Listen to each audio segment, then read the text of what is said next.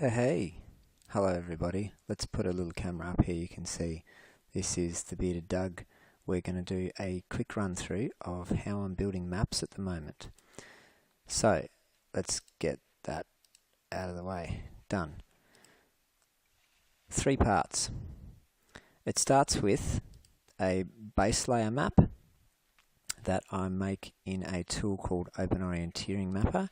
You can see this has an OMAP file extension.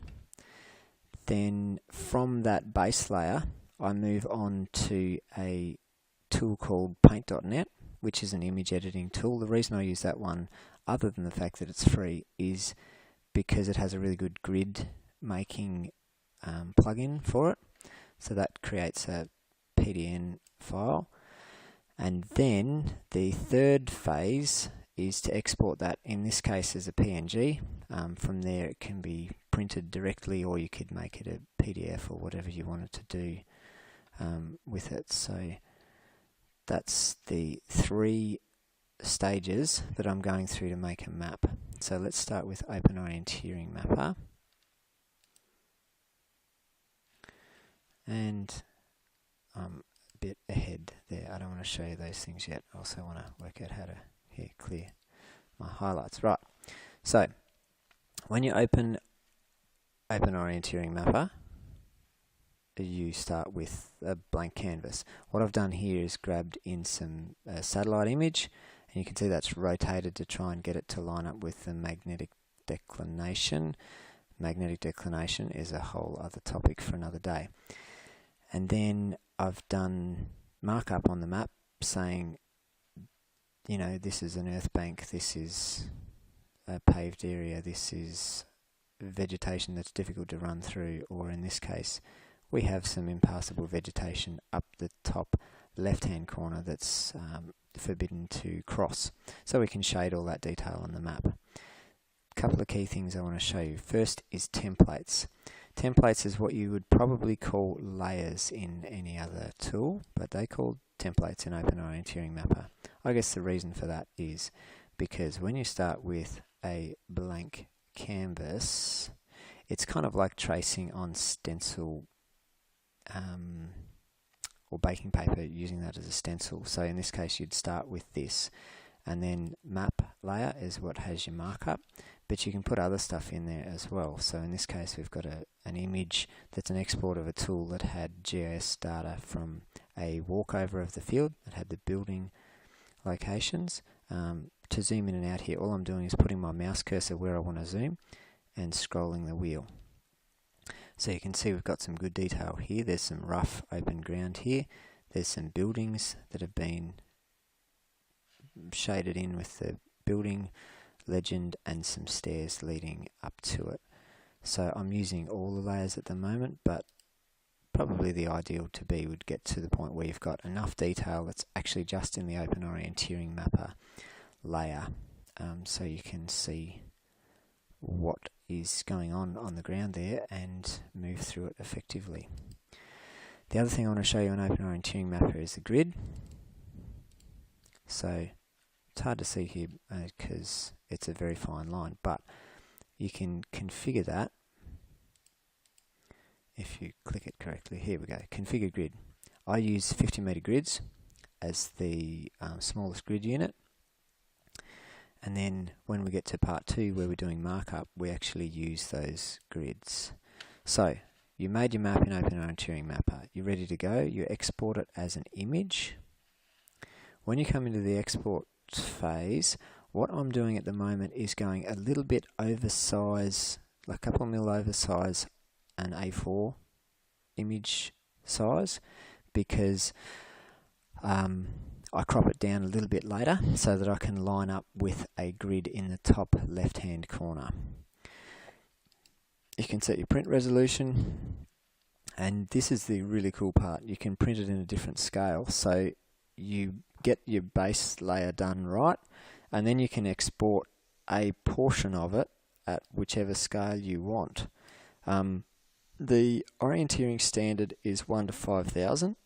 That's really good for what I'm calling an overview layer. So this is kind of like an A4 page would cover a most field areas in a single page. But there's times where you want either more detail or you actually want a smaller map. So instead of it being A4 size, you might want to say print it out at half an A4 size and stick it in your pocket. And if that's the case, if using the current process, we just scale down an image, so you actually just get the same as what you'd get on an A4 page, it's just everything smaller. What we can do with this is actually print it to a different scale for that image. So that's, for example, 1 to 5,000 would cover this whole field if I moved it around a bit, which I won't because then I have to line it up later.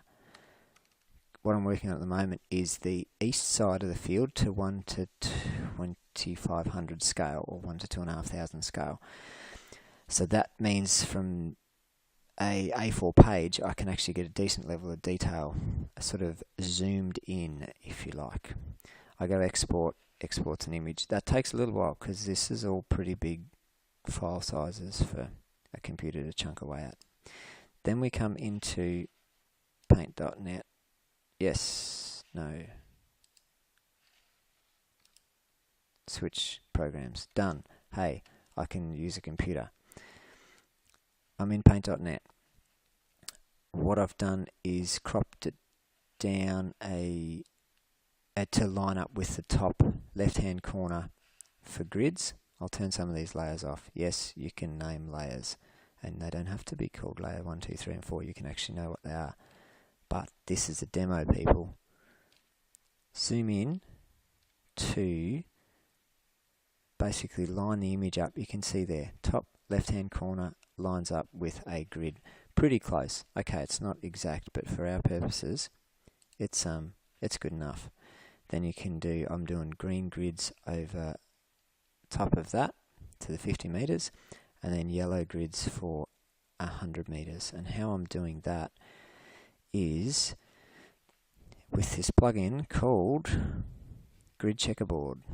What that does is, and I can show you this now quickly, you pick a colour. I'm doing green for 50s and yellows for 100 at the moment. It doesn't have to be that way. We can do whatever colour works best for the map. This one, 50 metre grid's about 450 odd pixels, and we'll crank this up a bit so you can start to see it. Let's make it blue so that it's visible, and then let's make it quite big. You can see the blue grid's coming there. So there's a bit of tweaking to get that to line up right. But once it does, also do it in a new layer, not on your background, so that you can go along later and say, you know what, I did not like those grids. I'm going to, start again with a new layer.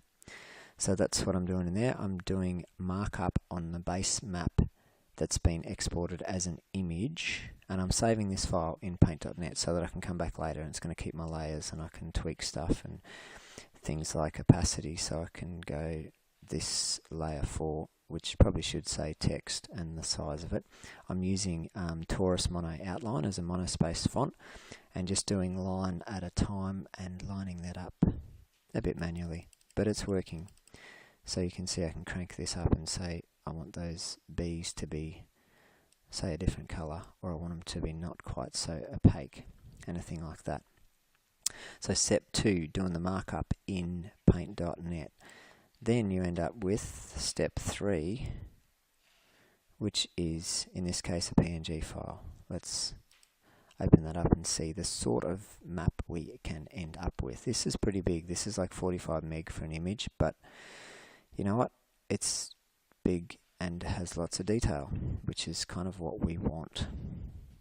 Can zoom out a bit so you can see this is pretty clear, particularly if we can get everything that's detailed in the satellite map, if we could get that into openorienteeringmapper, so you didn't have the satellite map background, this would scale up and down really easily. It'd print out really clearly because your printer's not trying to print individual trees, it's just trying to print green and brown and black and more green. That would be cool as a place to get to, but I just wanted to show you this is the process I'm going through at the moment. So start with a base layer, step 1, and then 2, do the markup in paint.net, and then 3, export it out of paint.net. So that's just to save as a PNG file, and I'm making them pretty big, sticking with the raw file size as much as I can, so that hopefully when we print them out we end up with a detailed map. Okay, I gotta go, bye.